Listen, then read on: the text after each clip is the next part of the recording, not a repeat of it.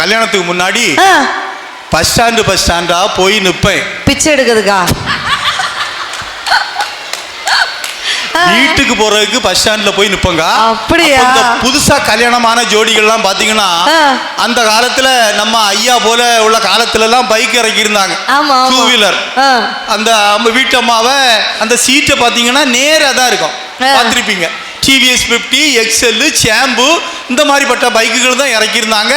பின்னால மனைவி இருந்தாங்கன்னா அப்படியே ஓட்டிட்டு போற புருஷனுக்கு வயத்தை அப்படியே அணைச்சி பிடிச்சிட்டு போயிட்டே இருந்தாங்க. இது ஒரு பாசமா இருக்கும், நேசமா இருக்கும், பார்க்க நல்லா இருக்கும்.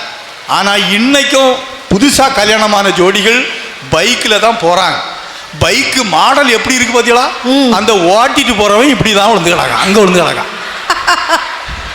பொண்டாட்டி எங்க இருக்கா தெரியுமா? அந்த சீட்டு ஒரு 3 அடிக்கு தூக்கி வச்சிருக்கான் பாத்தீங்களா? அவளை அப்படி தூக்கி கொண்டு மேல கொண்டு இருத்தி வச்சிருக்கான். அங்க இருக்கவளுக்கு அவனுக்கு இடுப்பு எட்டுமா? எட்டாது. எங்க பிடிச்சிருக்கா? ஓட்டிட்டு போறவனுக்கு தொண்டாக்குழியே பிடிச்சிருக்கா. பிடிச்ச உடனே ஒரு வார்த்தையும் பேச முடியாம ஆக்சிலேட்டர் திருக்குவான் பாரு. வண்டி 100ல போவோம், வரும்போது 108ல யாரி வருவோம் பாரு. இந்த காட்சியை நானும் பாப்பனா? ஆமா. நமக்கு இப்படி ஒரு சம்பவம் நடக்காதான்னு பேசி முடிச்சாச்சு.